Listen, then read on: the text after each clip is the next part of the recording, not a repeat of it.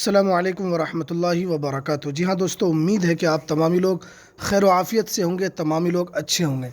जी हाँ दोस्तों, एक बड़ी अपडेट आ रही है। जवाहर लाल झा केस से रिलेटेड काफ़ी बड़ी अपडेट है और ये बड़ा आदेश है या बड़ा निर्णय जो लिया गया है, तो इसको लेकर संघ की तरफ से एक काफ़ी बड़ी गुहार लगाई गई है कि आप इस तरह ना करें। और नई नोटिफिकेशन जो जारी हुई है, क्या है पूरी अपडेट, क्या है पूरी खबर, आपको इस वीडियो के अंदर हम बताएंगे। तो वीडियो शुरू करने से पहले आपसे एक छोटी सी रिक्वेस्ट है, आप अगर हमारे इस चैनल पर नए हैं तो इस चैनल को ज़रूर सब्सक्राइब कर लें, बेल के आइकन को आप ज़रूर प्रेस कर लें ताकि आपको बिहार मदरसा बोर्ड से रिलेटेड हर लेटेस्ट अपडेट, हर लेटेस्ट जानकारी आपको सबसे पहले मिल सके। तो चलिए हम वीडियो को शुरू करते हैं। सबसे पहले देखिए, बिहार मदरसा शिक्षक संघ पटना, यानी ये बिहार मदरसा शिक्षक संघ की तरफ से ये ऑफिशियल लेटर जारी किया गया है और इसके अंदर काफ़ी महत्वपूर्ण अपडेट जो उन शिक्षकों की तरफ से जारी किया गया है जो शिक्षक जवाहर लाल झा पेमेंट को लेकर इतने दिनों से वेट कर रहे हैं। सबसे पहले देखिए, बिहार मदरसा शिक्षक संघ राज्य परिषद पटना, ये 24/4/2024 को ये लेटर जारी किया गया था। अब देखिए, माननीय शिक्षा मंत्री बिहार सरकार पटना, देखिए विषय में जो क्या है वो आप देख लें। इसके अंदर संयुक्त सचिव शिक्षा विभाग का दिशा निर्देश पत्रांक 1205 दिनांक 1/8/2023 की अनदेखी कर 1128 मदरसा एवं 531 संस्कृत विद्यालयों के शिक्षकों को संशोधित वेतन निर्गत हेतु LPA 3443/2016 के पारित आदेश 13/8/19 तथा विभागीय संकल्प संख्या 970 दिनांक 31/8/2013 की वेतन निर्धारण की प्रक्रिया का घोर उल्लंघन करने के संबंध में। अब देखिए यहाँ पर विशेष निदेशक माध्यमिक शिक्षा बिहार पटना पत्रांक 689। अब देखिए, उपयुक्त विषय संबंध में आपका ध्यानकित कराते हुए कहना है कि विभागीय संकल्प संख्या जो नंबर है 1204 दिनांक 1/8/2023 को द्वारा राजकीय पुरस्कृत अनुदानित 1128 मदरसा एवं 531 संस्कृत विद्यालयों के शिक्षक और शिक्षकेतर कर्मी तहत विभागीय संकल्प संख्या 285 दिनांक 12/4/1999 द्वारा देय पंचन वेतन पुनरीक्षण के प्रभावी तिथि को संशोधित करते हुए दिनांक 1/3/1989 से प्रभावी किए जाने तथा संकल्प संख्या दिनांक 31/8/2013 द्वारा देय छठा वेतन पुनरीक्षण की प्रभावी तिथि को संशोधित करते हुए दिनांक 1/4/2007 से प्रभावी किए जाने के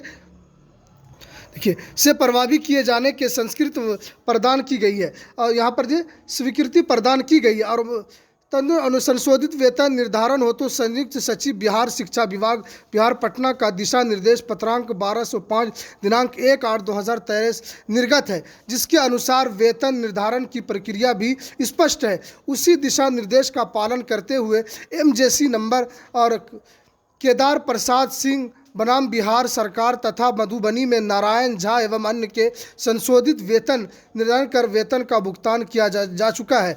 वहीं कुर्त दोनों के बाद MJC नंबर जो यहाँ पे दिया हुआ ये याचिकाकर्ता जवाहर लाल झा समस्तीपुर का वेतन भुगतान किया जा चुका है। उक्त तीनों के दरकिनार कर पूर्ण नए सिरे से विभाग द्वारा मॉडल प्रदान जारी किया गया है जो सही नहीं। देखिए, इसके अंदर जो बताया गया जो साफ साफ बात है, मैं आपको इसके अंदर जो असल बात है वो आपको बता देता हूं। देखिए, जवाहर लाल झा केस का जो अपडेट है इसमें यह है कि कुछ ज़िला यहाँ पर जहाँ पर जो दिया है समस्तीपुर और यहाँ पर मधुबनी, इन 2-3 ज़िलों का जो शिक्षा विभाग की तरफ से जो लेटर जारी किया गया था इससे पहले कि इतना इतना वेतन मिलेगा, तो उन लोगों को वेतन की जो प्रक्रिया है वो उनके लिए हो चुकी है।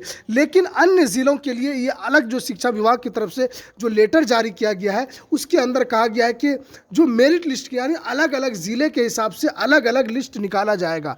तो अब अलग अलग जब लिस्ट निकलेगा तो जाहिर सी बात है उसके अंदर लिस्ट जब निकलेगा तो उसमें फिर देरी भी होगी। उसके बाद शिक्षा पदाधिकारी जो ज़िला के होते हैं उनका फिर हस्ताक्षर, तो इसके अंदर आपको पेमेंट में देरी हो सकती है। इसलिए इसके अंदर कहा गया कि जब विभागीय संकल्प संख्या जो शिक्षा विभाग की तरफ से जारी कर दिया गया था, और जो कोर्ट का भी आदेश था कि इन लोगों का जो भी वेतन है, केस क्योंकि ख़त्म हो चुका है और इसके अंदर कितना पैसा देना है वो भी कोर्ट की तरफ से जारी कर दिया गया है, तो एक साथ ही आप इन तमाम ज़िलों का पैसा क्यों नहीं देते?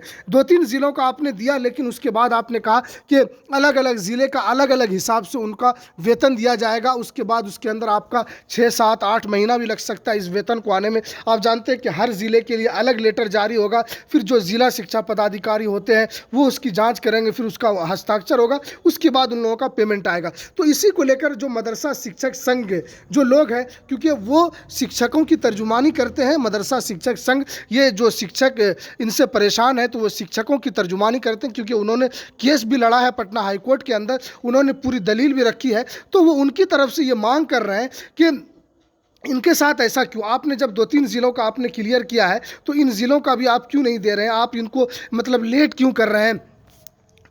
आप इन ज़िलों को पेमेंट देने में आपने कहा कि अलग अलग लिस्ट निकाली जाएगी, जब अलग लिस्ट निकलेगी तो उसके अंदर काफ़ी एसातिज़ा जो परेशान है, क्योंकि आप जानते हैं कि पैसे की ज़रूरत सब हर किसी को होती है, लेकिन उनका जो पैसा शिक्षा विभाग की तरफ से ऐसे ही हो रहा है। कभी आप इससे पहले मैंने वीडियो बनाया था जिसके अंदर लेटर निकलता था, लेकिन फिर भी उसके ऊपर कोई कार्रवाई नहीं होती थी। अब शिक्षा विभाग इसको चाहता है कि हम जल्द से जल्द इनका जो झंझट है वो ख़त्म करें, क्योंकि कोर्ट का भी ऑर्डर है, लेकिन अभी तक इनका जो मसला है वो सुलझता नज़र नहीं आ रहा है। और जो शिक्षक, क्योंकि हमारे पास भी बहुत सारे ऐसे जो व्यूवर्स हैं जो कमेंट करते हैं कि जवाहरलाल झा केस का जो पेमेंट है वो कब तक आएगा, हम परेशान हैं, अब जानते हैं। तो इसी को लेकर इस यूट्यूब चैनल की तरफ से हमारी भी यही मांग है, जो मदरसा शिक्षक संघ की मांग है, कि वो ये चाहते हैं कि एक मरतबा तमाम ज़िलों का पैसा जारी किया जाए। अब अगर आप एक ज़िले का अलग लेटर निकालेंगे, फिर वहाँ जाँच प्रक्रिया होगी, हर ज़िले का आप अलग निकालेंगे तो इसके अंदर जाहिर सी बात है देरी भी होगी। अब ये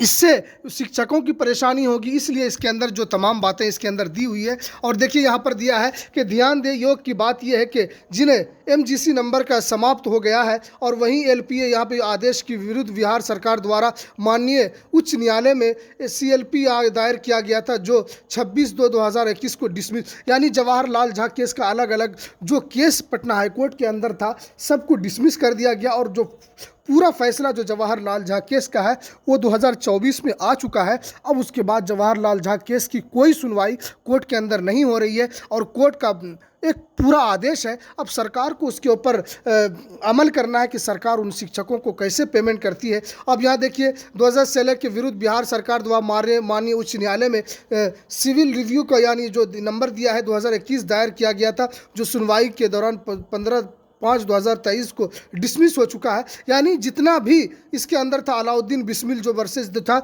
आप जानते हैं कि तमाम जो भी केस था वो डिसमिस हो चुका है, और जवाहरलाल झा केस का भी फाइनल डिसीजन आ चुका है। तो सरकार को इस पर ज़रूर ध्यान देकर इसके ऊपर जल्दी से जल्दी कार्रवाई करते हुए उन शिक्षकों का पेमेंट जारी करना चाहिए। तो इसी को लेकर इन्होंने मांग उठाई है कि जल्द अज जल्द इन लोगों का पेमेंट, आप तो पहले कुछ और लेटर निकालते हैं, उसके बाद कुछ और लेटर निकालते हैं, जो कोर्ट का जो आदेश है उसका कुछ और आदेश है, आप फिर उसके अलग अलग एतबार से काम करते हैं। तो इसमें यह है कि इसमें शिक्षक ही परेशान होते हैं, इसलिए कि आप जितना भी देर करेंगे शिक्षकों को ही परेशानी होगी। आप तो लेटर निकाल देंगे, लेटर के ज़रिए वो शिक्षक परेशान हो जाते हैं। इसीलिए जो भी पारित आदेश है उसी के हिसाब से इन लोगों का जल्द अज जल्द पेमेंट जारी करना चाहिए। ये जवाहरलाल झा केस की तरफ से जो मदरसा शिक्षक संघ है उनकी तरफ से ये मांग थी। तो ये कुछ अहम अपडेट थी जो मैंने आपके सामने रखा। तो हमें दीजिए इजाज़त, फिर मिलते हैं किसी नेक्स्ट वीडियो में किसी नई अपडेट के साथ। अस्सलामु अलैकुम व रहमतुल्लाहि व बरकातहू।